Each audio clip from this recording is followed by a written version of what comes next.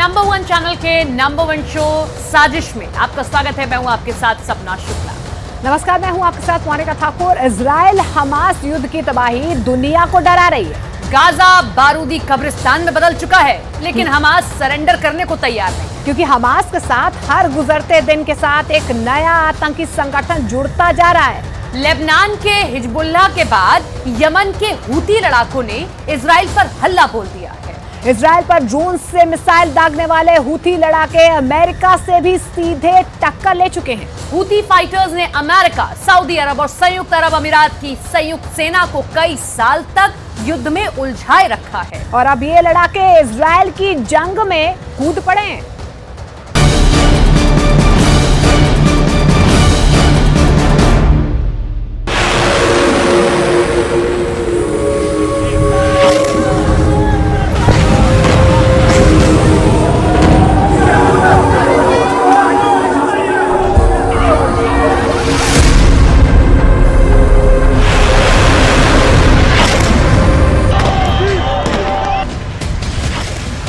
पंद्रह दिनों से इजराइल ने गाजा के अंदर 5000 से ज्यादा एयर रेड करके गाजा को कब्रिस्तान में बदल दिया है।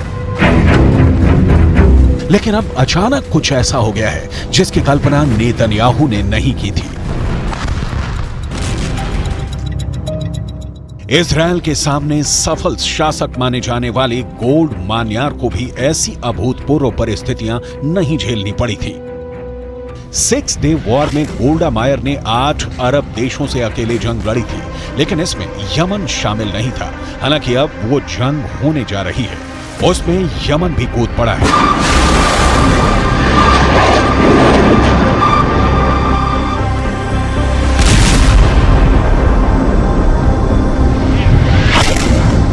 यमन के हूथी विद्रोहियों ने 2 मिसाइलें लॉन्च करके अपनी ताकत दिखा दी है।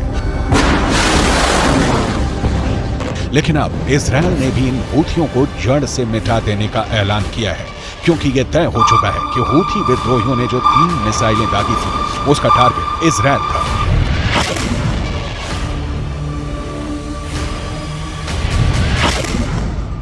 जिसके बाद से इजराइल डिफेंस फोर्सेस ने यमन में हूथी रेबल्स के अड्डों को तबाह करने की सीधी चेतावनी दे डाली है।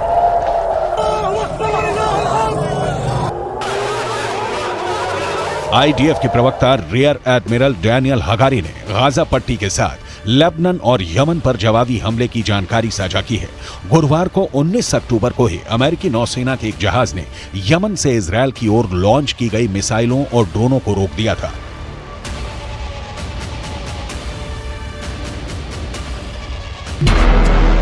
अमेरिका के रक्षा विभाग पेंटागन ने दावा किया था कि हूथी ने इजराइल के खिलाफ ड्रोन भी छोड़े थे।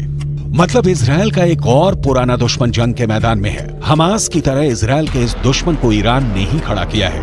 ईरान से ही हमास और हूथी को खाद्य पानी मिलता है। We cannot say for certain what these missiles and drones were targeting, but they were launched from Yemen, heading north along the Red Sea, potentially towards targets in Israel. Our defensive response was one that we would have taken for any similar threat in the region, where we're able to do so against our interest personnel and our partners.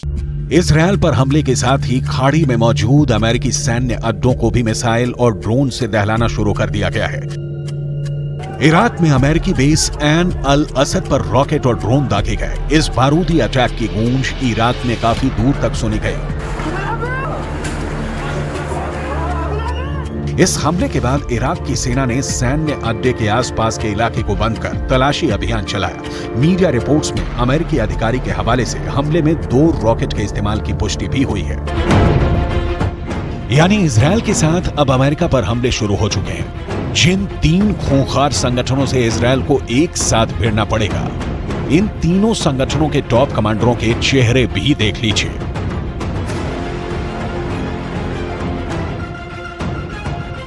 Hamas का सरगना इस्माइल हानिया, Hezbollah का आका Hasan Nasrallah और Houthi विद्रोहियों का commander Abdul Malik अल Houthi.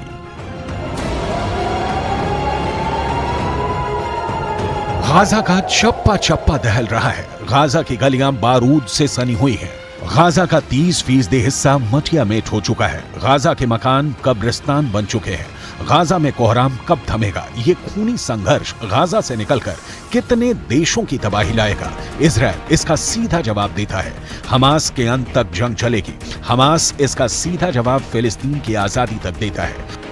वहीं Hamas समर्थक Houthi इस जंग का अंत पूरे मिडल ईस्ट से अमेरिका की विदाई तक देता है।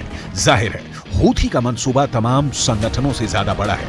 यही नहीं, हूथी विद्रोहियों की ताकत और हमले के तरीके भी सबसे भयानक है। हूथी विद्रोही कितने खतरनाक हैं, इसका पता 2019 के हमले से लगता है।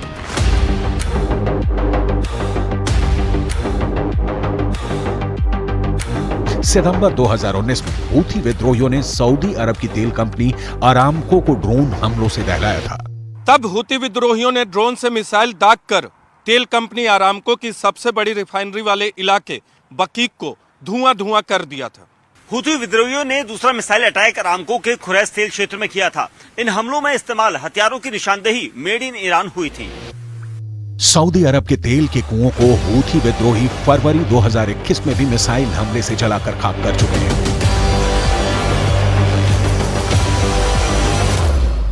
इतना ही नहीं, हूथी विद्रोहियों ने सऊदी अरब, संयुक्त अरब अमीरात और अमेरिका की संयुक्त सेना से लंबे अरसे तक जंग भी लड़ी है। सीएनएन की एक रिपोर्ट बताती है कि हूथी विद्रोहियों को बहुत सारे हथियार तस्करी के जरिए मिलते हैं, लेकिन हूथी विद्रोहियों की असल ताकत ईरान है। मतलब यमन के बड़े हिस्से पर कब्जा जमा कर बैठे हूथी विद्रोहियों के पास गोला बारूद की कोई कमी नहीं है। हूथी विद्रोहियों के हक में एक बात और है, वो ये कि अब संयुक्त अरब अमीरात से इस संगठन की कोई दुश्मनी भी नहीं है। हूथी विद्रोहियों का उदय सन 1980 में यमन में हुआ था। हूथी विद्रोही यमन के उत्तर में बसे शिया मुसलमानों का सबसे बड़ा संगठन है। पश्चिमी मीडिया की रिपोर्ट बताती है कि हूथी विद्रोहियों के पास 1,80,000 से लेकर 2 लाख जवानों वाली सेना है।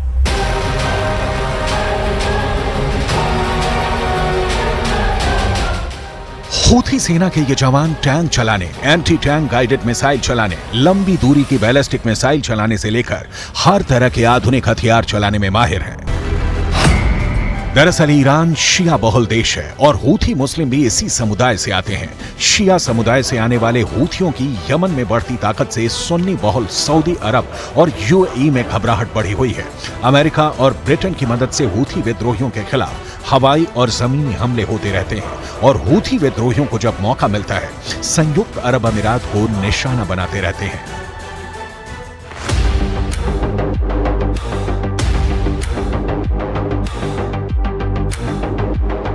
इसका असर यह हुआ है कि यमन अब युद्ध का मैदान बन चुका है। सऊदी अरब, यूएई की सेनाओं का सीधा मुकाबला हूथी विद्रोहियों से है। हूथी 1980 के दशक से एक्टिव है, सैकड़ों मार चुके हैं, सैकड़ों हूथी विद्रोहियों की जान जा चुकी है। यमन कतरा कतरा तबाह और बर्बाद हो चुका है, लेकिन अब भी इन्हें अपनी नहीं हमास की पड़ी है। अपने शीशे के घर से हूथी विद्रोही इजरायल के घर पर पत्थर मार रहे हैं और यहां तो इजरायल पहुंचने से पहले किसी को भी भूमध्य सागर में परमाणु ताकत से lace 2 aircraft carrier Gerald Ford और आइजनहावर के हमले से गुजरना होगा। लाल सागर में यमन से आए मिसाइलों को भी अमेरिकी युद्धपोत यूएसएस कॉर्नी ने ही इंटरसेप्ट और ध्वस्त किया। युद्धपोत यूएसएस कॉर्नी एक डिस्ट्रॉयर है। इसका इस्तेमाल हवाई हमले रोकने और पानी और जमीन पर हमले के लिए होता है। यह 1991 से अमेरिकी वायुसेना में सेवा दे रहा है। इस पर हमेशा 329 सैनिक तैनात रहते हैं और इसकी रफ्तार 55 किलोमीटर प्रति घंटा है। इजरायल युद्ध में समर्थन और विरोध की तस्वीरें पल पल बदल रही हैं। नया समीकरण दिख रहा है कि हूथी विद्रोहियों के हमास के समर्थन में उतरने के बाद शायद संयुक्त अरब अमीरात और सऊदी अरब इजरायल के खिलाफ खुलकर उतरने से इनकार कर दें। ऐसे में ईरान का यह दावा कि अरब देश एक होकर इजरायल के खिलाफ लड़ेंगे, दावा ही रह जाएगा। खाड़ी में सऊदी अरब और संयुक्त अरब अमीरात दोनों शक्ति हैं। हूथी के नाम पर ये दोनों देश ईरान को कतई समर्थन नहीं देने वाले, लेकिन ईरान को पुतिन और शी जिनपिंग से भी उम्मीदें हैं। युद्ध की फैलती तेजी बता रही है कि विस्तार तय है, जो बहुत भयावह और दर्द भरा होगा। ईरान के मैदान में आने से अभी तक डिफेंसिव मोड में रहे अमेरिका को आक्रामक होना होगा, और फिर गाजा ही नहीं, धमाके ईरान की राजधानी तेहरान में भी होंगे, धमाके लेबनान में भी होंगे, क्योंकि हूथी, हिजबुल्लाह और हमास एक साथ खड़े हैं और इनसे निपटने के लिए इजरायल डिफेंस फोर्स ने भी धावा बोल दिया है।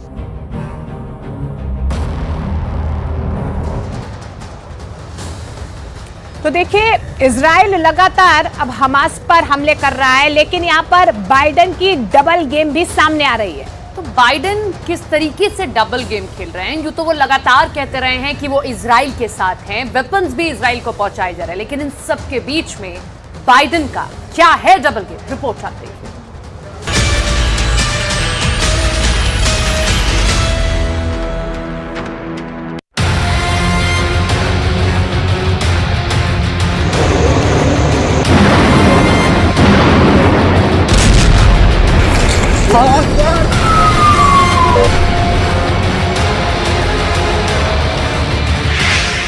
अक्टूबर को अमेरिका के 2 बंधक रिहा किए और 21 अक्टूबर को हजारों टन की राहत सामग्री गाजा के अंदर चली गई।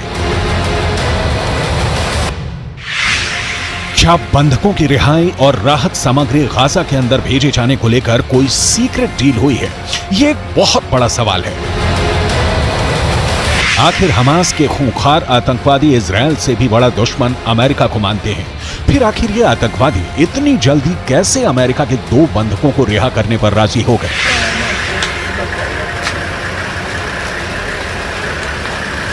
ये वो सवाल है जिसके जवाब से बड़ा कूटनीतिक गेम डीकोड होने वाला है।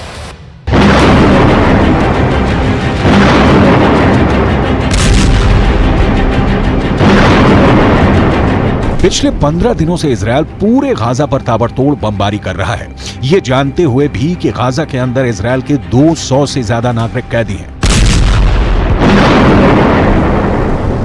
और उनकी जान को खतरा हो सकता है। कैदियों में बहुत सारे छोटे बच्चे भी हैं, ये जानकारी भी इजरायल को है, लेकिन इसके बाद भी इजरायल की ये नीति रही है कि वो कभी भी आतंकवादियों के सामने झुकता नहीं है और बंधक बनाने के बाद दुश्मन के द्वारा खेले जाने वाले माइंड गेम के दबाव में नहीं आता है। और बिल्कुल ठीक ऐसा ही इस बार भी हुआ। इजरायल के प्रधानमंत्री बेंजामिन नेतन्याहू ने 7 अक्टूबर को ही, यानी हमास के अटैक के दिन ही यह ऐलान कर दिया था कि इजरायल अब युद्ध में है। उन्होंने कहा था कि वी आर इन वॉर। तब से आज तक कभी भी बेंजामिन नेतन्याहू ने बंधकों को लेकर अपनी कमजोरी नहीं दिखाई। ये जरूर कहा कि अमेरिका और इजरायल साथ मिलकर बंधकों की रिहाई की कोशिश कर रहे हैं, लेकिन अमेरिका ने शायद बेंजामिन नेतन्याहू के सख्त रवैये के बावजूद हमास के आतंकवादियों के साथ सीक्रेट डील के तहत अपने बंधकों को रिहा करवाने पर काम शुरू कर दिया है। हमास ये कह रहा है कि उसने अमेरिका के 2 नागरिकों को मानवीय कारणों से छोड़ा है, लेकिन हमास के आतंकियों से मानव जैसे व्यवहार की उम्मीद करना बेमानी हो गई। दरअसल गाजा में भूख के बिना हमास के लड़ाके इतने परेशान हो गए कि उन्हें मजबूरी में 2 बंधकों को छोड़ना पड़ा और आने वाले दिनों में भी इस तरह की उम्मीद हमास की तरफ से की जा सकती है, क्योंकि इजराइल और दूसरे देशों का रुख बहुत कड़ा है हमास के खिलाफ। दरअसल लेबनान के एक अखबार neharnet.com पर हमास की योजना की असल खबर छपी है। लेबनान का यह अखबार लिखता है कि हमास की तरफ से यह कहा गया कि उन्होंने 2 अमेरिकी बंधकों को इसलिए रिहा किया है क्योंकि बाइडेन की तरफ से यह आश्वासन दिलाया गया है कि राहत सामग्री के कुछ ट्रक गाजा के अंदर आएंगे और रफा क्रॉसिंग को खोल दिया जाएगा। मतलब साफ है कि आतंकवादी सुरंगों के अंदर भूख से बिलबिला रहे हैं और इसीलिए सीक्रेट डील के जरिए एक तरफ गाजा के अंदर राहत सामग्री को आने देना चाहते हैं और दूसरी तरफ अमेरिका के 2 बंधकों को रिहा भी कर दिया गया है। ऐसा लगता है कि इस सीक्रेट डील में एक अहम किरदार कतर के अमीर भी हैं। याद कीजिए, अमेरिका के विदेश मंत्री एंटनी ब्लिंकन ने कतर का दौरा किया था और कतर के अमीर से मुलाकात की थी। इस दौरान क्या बात हुई इसकी फुल डिटेल नहीं आई थी, लेकिन अब धीरे धीरे ये सारी परतें खुलने शुरू हो गई हैं। दरअसल अमेरिका के 2 बंधकों की रिहाई के बाद कतर के विदेश मंत्रालय के प्रवक्ता की तरफ से ये बयान आया है कि आज रात अमेरिका के बंधकों की रिहाई सभी पक्षों के साथ कई दिनों तक लगातार बातचीत के बाद हुई है। प्रवक्ता का कहना है कि इजरायल और हमास के साथ कतर की बातचीत इस उम्मीद में जारी रहेगी कि वो सभी देशों के बंधकों को रिहा कर देंगे। यानी बात बिल्कुल साफ है कि एक आतंकी संगठन हमास के बिचौलिए की तरह बातचीत कतर की सरकार कर रही थी। अब इस तरह हमास इसलिए कतर के कूटनीतिज्ञों की पीठ ठोकेगा कि राहत सामग्री से भरे हुए ट्रक गाजा के अंदर पहुंच गए हैं और जाहिर सी बात है कि गाजा के अंदर जब ये ट्रक जाएंगे तो इन पर कब्जा आतंकियों का ही होगा, क्योंकि गाजा पर जमीनी कब्जा आज भी हमास के आतंकियों का ही है और ये कोई नई बात भी नहीं है। पश्चिम की मीडिया रिपोर्ट्स में पहले भी ये कहा गया था कि इजरायल पहले से दावा करता रहा है कि गाजा में जो राहत सामग्री भेजी जा रही है उसके आतंकियों के पास पहुंचने की बहुत उम्मीद है। इजरायल पहले भी ये कह चुका है कि जो ईंधन गाजा भेजा गया था उसे हमास के आतंकियों ने चुरा लिया और इसीलिए हमास के पास ईंधन का स्टॉक बन गया। पिछले एक हफ्ते से लगातार इजरायल पर यह दबाव बनाया जा रहा था कि वो रफा क्रॉसिंग को खोल दे और राहत सामग्रियों को गाजा के अंदर जाने दे, लेकिन इजरायल इसके लिए तैयार नहीं था और उसने 2 बार रफा क्रॉसिंग पर एयर स्ट्राइक भी की थी। यही नहीं, इजिप्ट के राष्ट्रपति अल सीसी भी बयान दे चुके थे कि अगर गाजा के अंदर राहत सामग्री नहीं जा पा रही है तो इसकी एक और वजह इजरायल की जिद है। इजरायल के अंदर उन परिवारों में पहले से काफी गुस्सा था जिनके सदस्यों को गाजा के अंदर हमास ने किडनैप किया हुआ है। इन पीड़ित परिवारों ने पिछले हफ्ते एक प्रेस कॉन्फ्रेंस करके कहा था कि गाजा के अंदर राहत सामग्री तब तक नहीं जानी चाहिए जब तक कि इजरायल के सभी 200 से ज्यादा बंधकों को रिहा नहीं कर दिया जाए। इस मांग पर नेतन्याहू की तरफ से कोई बयान नहीं आया था क्योंकि शायद अमेरिका और कुछ साथी देशों का दबाव इजरायल पर था कि रफा क्रॉसिंग को खोला जाए। पूरी उम्मीद है कि जब अमेरिका के विदेश मंत्री टोनी ब्लिंकन ने कतर के अमीर से बात की होगी तब अमेरिका की तरफ से भरोसा दिलाया गया होगा कि अगर हमास बंधकों को रिहा करता है तो इजरायल राफा बॉर्डर को खोलने के लिए राजी हो जाएगा। यानी अगर देखा जाए तो इस पूरी डील में राजनीतिक नुकसान बेंजामिन नेतन्याहू को हुआ है। इजरायल को रफा क्रॉसिंग खोलने से रणनीतिक नुकसान भी हुआ है। इसकी चर्चा हम आगे करेंगे, लेकिन पहले नेतन्याहू के अंदरूनी राजनीति पर बात करनी जरूरी है। इजरायल के अंदर एक सर्वे हुआ है और इस सर्वे का दावा है कि इजरायल के 21% लोग गाजा में हमला करने के विरोध में हैं, लेकिन 65% लोग हमास पर हमले का समर्थन कर रहे हैं। गाजा में 51% लोग नहीं चाहते कि हिजबुल्लाह के साथ जंग हो और 49% लोग चाहते हैं कि हिजबुल्लाह के साथ भी जंग हो जाए। लेकिन सबसे बड़ी मुश्किल नेतन्याहू के लिए ये हुई है कि इस सर्वे के मुताबिक अगर आज इजरायल में चुनाव हो जाए तो नेतन्याहू की पार्टी को करीब 20 सीटों का नुकसान होगा। अब जाहिर सी बात है कि बंधकों को रिहा किए बिना ही इतनी भारी मात्रा में गाजा के अंदर राहत सामग्री भेजे जाने से नेतन्याहू की लोकप्रियता इजरायल के अंदर और गिरने वाली है। लेकिन नेतन्याहू इसलिए मजबूर है कि वो कई फ्रंट पर जंग लड़ रहे हैं और अमेरिका का साथ और अमेरिका के हथियार उन्हें किसी भी कीमत पर चाहिए। युद्ध रणनीति के हिसाब से भी अगर आप सोचेंगे तो ये पता चलेगा कि हमास के साथ लड़ाई इजरायल की लंबे वक्त तक गाजा में चल सकती है और गाजा में लड़ाई लड़ने के लिए हमास को भी लंबे वक्त तक रसद चाहिए, यानी खाना चाहिए। शायद इसीलिए जो राहत सामग्री रफा से गाजा के अंदर गई है उस पर कब्जा करने की पूरी कोशिश आतंकियों के द्वारा की जाने वाली है। जब आप इन सारे पॉइंट्स को जोड़ेंगे तो आपको बहुत आसानी से ये बात समझ में आ जाएगी कि तमाम देश अपने बंधकों को छुड़ाने के लिए नेतन्याहू के साथ डिप्लोमेसी कर रहे हैं। अगर आज अमेरिका डेमोक्रेट्स की जगह रिपब्लिकन की सरकार होती और ट्रंप या कोई रिपब्लिकन राष्ट्रपति होता तो शायद वो हमास और ईरान के खिलाफ ज्यादा सख्त होता, लेकिन नेतन्याहू की किस्मत उनका साथ नहीं दे रही है। डेमोक्रेट्स को अमेरिका में रिपब्लिकन के मुकाबले उदारपंथी माना जाता है। देखिए कैसे बाइडेन ने पहले बेहद चालाकी से हमास से डील के तहत अमेरिका के 2 नागरिकों को रिहा करवाया और फिर अमेरिका के अंदर राजनीतिक लाभ लेने के लिए दोनों बंधकों से मुलाकात भी की है और स्वागत भी किया है।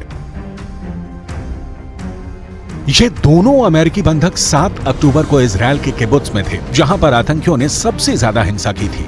यहीं पर नतालिया अपनी दादी का बर्थडे सेलिब्रेट करने गई थी, लेकिन आतंकियों के कब्जे में चली गई। नेतन्याहू को तो काफी तगड़ा झटका लग गया है क्योंकि 15 दिनों से जो आतंकी सुरंगों के अंदर भूख से बिलबिला रहे थे उनके पास अब राहत सामग्री पर कब्जे का विकल्प मौजूद है। लेकिन बंधकों के परिवार में खुशी है, खास तौर पर नतालिया के भाई अपनी बहन की रिहाई से उत्साह में है। complete shock today when we found out about Natalie and Judith.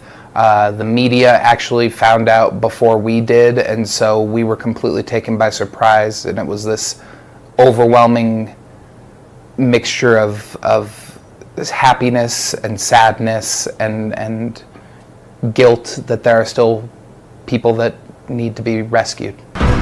Britain और फ्रांस के नागरिक भी हमास की कैद में हैं। जाहिर सी बात है कि जिस तरह गाजा में मारे जा रहे आम लोगों का एक दर्द है, ठीक उसी तरह से गाजा के अंदर हमास में मौजूद छोटे बच्चों के माता पिता का भी दर्द बहुत बड़ा है और रिहाई के इस मौके पर यह दर्द छलक आया। I've been waiting for this moment for a long time, for 2 weeks. I haven't been sleeping for 2 weeks. Tonight I'm going to sleep good. I spoke with my daughter earlier today. She sounds very good. She looks very good. She was very happy. And she's waiting to come home. Her mother has a little scratch on her hand, but she told me it's nothing. She's okay. I spoke earlier with President Biden.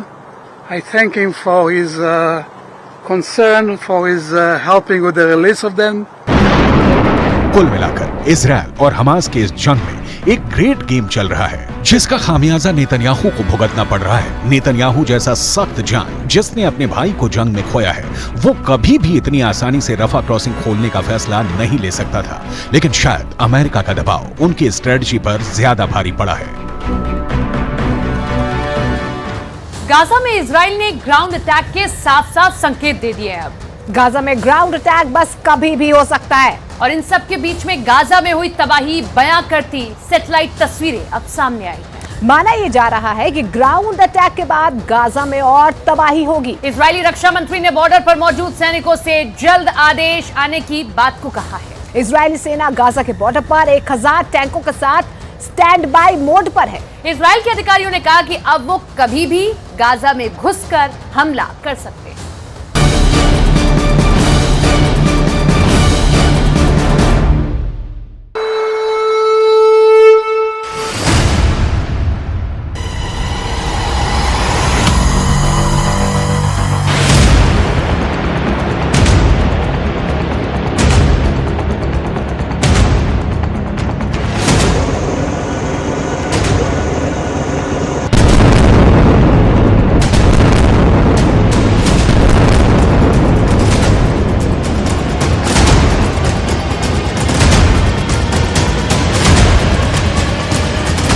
बारह घंटे 18 घंटे 24 घंटे 36 घंटे 48 घंटे 60 घंटे 72 घंटे।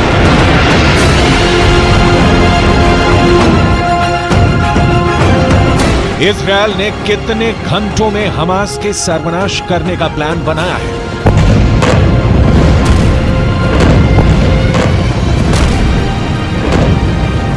कितने घंटे में फिलिस्तीन से हमास को जड़ से खत्म करने की योजना है?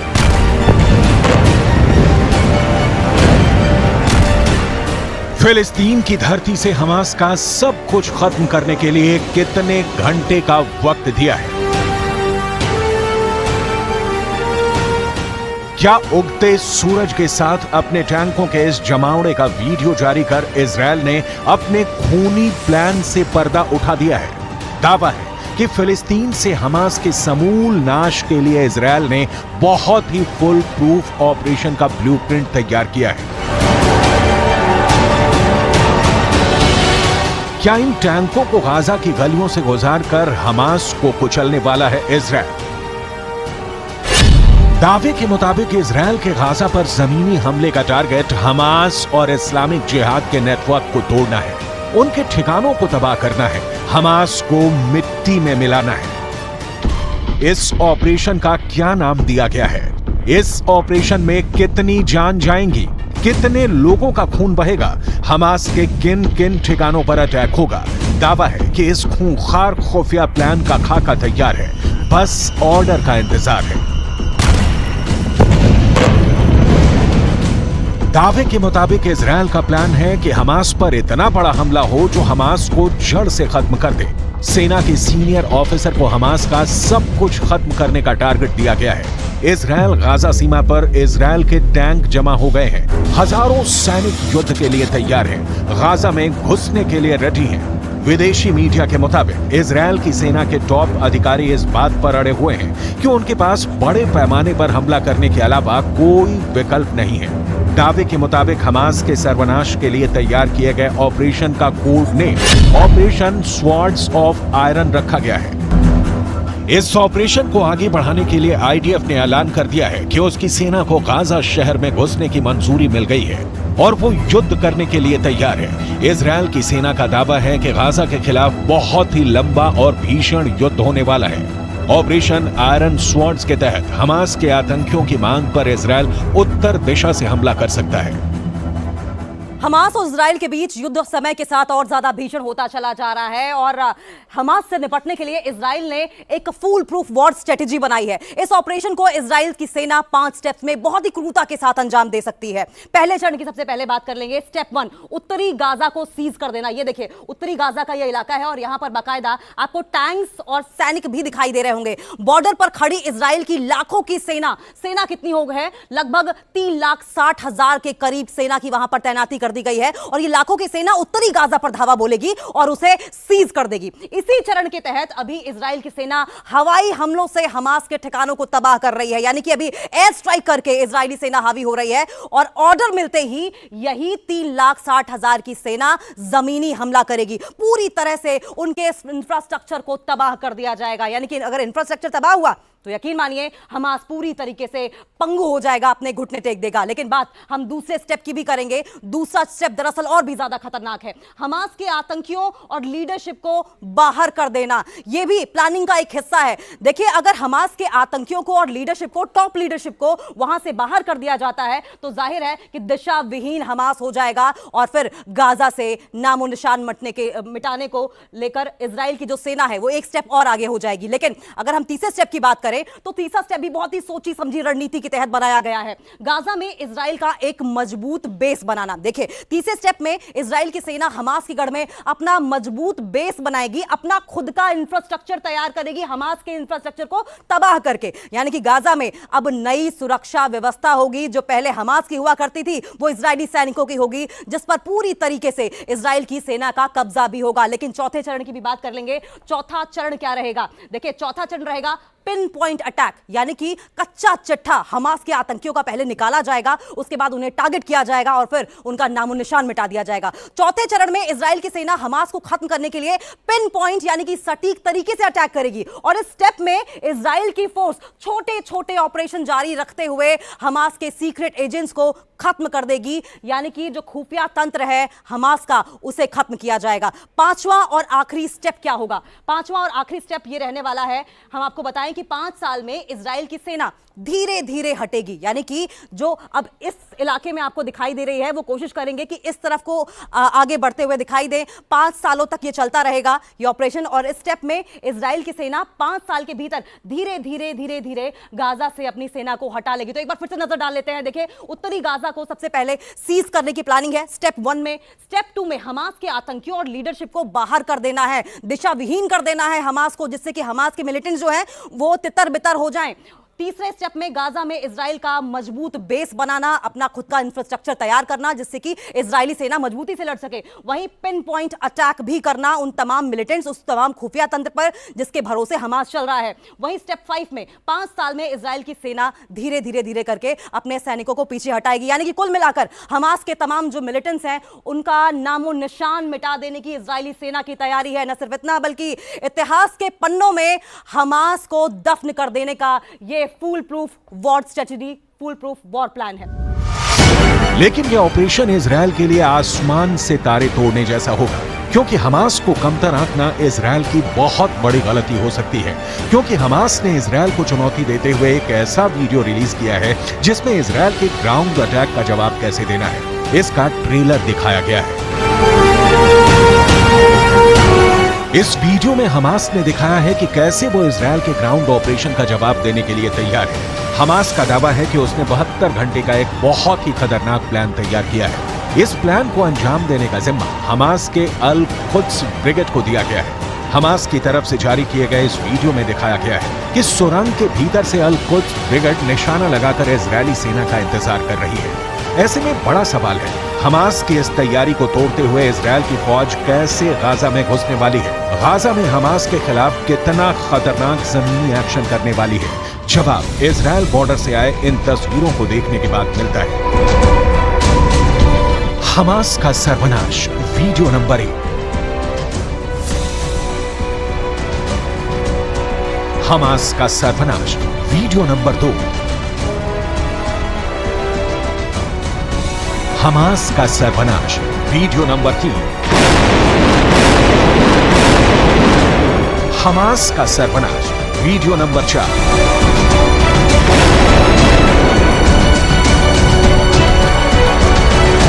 हमास का सर्वनाश, वीडियो नंबर 5।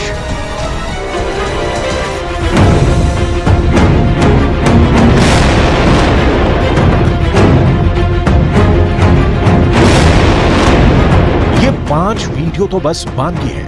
इजरायल ने गाजा को घेर लिया है। इजरायल के जवान गाजा सीमा पर हैं। इजरायल के रक्षा मंत्री बॉर्डर का दौरा कर जमीनी हमले की बात बोल रहे हैं। इजरायल के प्रधानमंत्री गाजा बॉर्डर से गरज रहे हैं कि पूरी फोर्स के साथ हम जीतने जा रहे हैं। לוחמים של גולני, הם באים מכל חלקי הארץ, הם לחמו כמו אריות, אם ילחמו כמו אריות, אתם מוכנים להמשך? כן! אנחנו הולכים לנצח בכל העוצמה, אתם מוכנים? כן! जमीनी हमले की तैयारी पूरी है। इसके लिए गाजा बॉर्डर पर करीब 3 लाख इजरायली सैनिक और सैकड़ों टैंकों का जमावड़ा है। इजरायल के प्रधानमंत्री से लेकर रक्षा मंत्री तक गाजा बॉर्डर पर पहुंचकर अपने जवानों का हौसला बढ़ा रहे हैं। जमीनी हमले को लेकर इजरायल के रक्षा मंत्री योव गैलेंट ने साफ साफ शब्दों में ऐलान कर दिया है कि गाजा के अंदर दाखिल होने का वक्त आ गया है। תהיו מוכנים, הפקודה תגיע. תודה רבה חבר'ה, סומכים עליכם בהצלחה ואנחנו עוד ניפגש, ומי שרואה עכשיו את עזה מרחוק יראה אותה מבפנים. אני מבטיח לכם. בהצלחה. सुना आपने, इजरायल के रक्षा मंत्री का अपने जवानों से कहना है कि जल्दी ही जमीनी हमले को हरी झंडी मिलने वाली है। ऐसे में हमास इजरायल के सैनिकों का कैसे मुकाबला करेगा? इजरायल की सेना को रोकने के लिए हमास क्या करेगा? गाजा में स्ट्रीट फाइट की कितनी भयंकर तैयारी है? अगर मोसाद या फिर इजरायल की सेना गाजा की गलियों में घुसी तो यकीन मानिए कि वो बहुत ही भयंकर युद्ध साबित होगा। इजरायल की सेना की योजना मरकाबा टैंक के साथ गाजा की गलियों में दाखिल होने की हो सकती है। इजरायल का मरकाबा दुनिया का सबसे सीक्रेट टैंक के रूप में पहचाना जाता है, जिस टैंक के खिलाफ अचूक माने जाने वाली मिसाइल भी नाकाम हो जाती है। लेकिन गाजा का दावा है कि वो इन टैंकों को भी फोड़ सकता है। अब सवाल ये कि गाजा में हमास इजरायल के सैनिकों का मुकाबला कैसे करेगा? इजरायल की सेना को रोकने के लिए हमास के पास और क्या है? गाजा को लेकर पूरी दुनिया इस वक्त सिर्फ 3 सवाल पूछ रही है। पहला सवाल, इजरायल की सेना अगर गाजा में घुसेगी तो हमास खुद को कैसे बचाएगा? दूसरा सवाल, इजरायल हमला करेगा तो हमास के सामने सबसे बड़ा डिफेंस क्या है? तीसरा सवाल, इजरायल की सेना अगर गाजा में दाखिल होने में कामयाब हो गई तो हमास इजरायल को कैसे हरा सकता है या फिर उसे बुरी तरह जख्मी कर सकता है?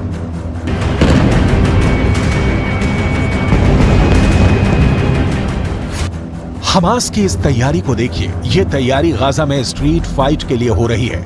इजरायल की फोर्स जब गाजा के बीचों बीच पहुंचने की कोशिश करेगी तो उसके सामने इस तरह का चैलेंज होगा। गाजा में हमास के लड़ाके मुकाबला करने को तैयार मिलेंगे। गाजा को लेकर पूरा ऑपरेशन या कहें कि जंग कितनी खतरनाक हो सकती है, इसका अंदाजा इन तस्वीरों से लगाया जा सकता है। इस वक्त गाजा पर इजरायल की सेना बड़े पैमाने पर बमबारी कर रही है। बावजूद इसके गाजा इजरायल से लोहा लेने के फुल मूड में है। गाजा में इजरायल की सेना को रोकने के लिए हमास 3 लेवल पर डिफेंस प्लान तैयार कर चुका है। पहला है, इजरायल को बॉर्डर पर ही रोक दिया जाए, उसके टैंक और मिसाइलों को निशाना बनाया जाए। दूसरा है, इजरायल की फौज जब गाजा बॉर्डर को पार करने की कोशिश करे तो बॉर्डर पर ही उसको काउंटर किया जाए, तोप के गोले बरसाए जाए, उसके टैंकों को तबाह किया जाए। तीसरा है जो सबसे खतरनाक युद्ध यानी गाजा की गलियों में इजराइल की फौज के साथ गुरिल्ला युद्ध लड़ा जाए। इन तीनों प्लान को अंजाम तक पहुंचाने में गाजा का सबसे बड़ा मददगार उसके पास मौजूद हथियार बनने वाले हैं। उसका गुरिल्ला युद्ध कौशल रहने वाला है।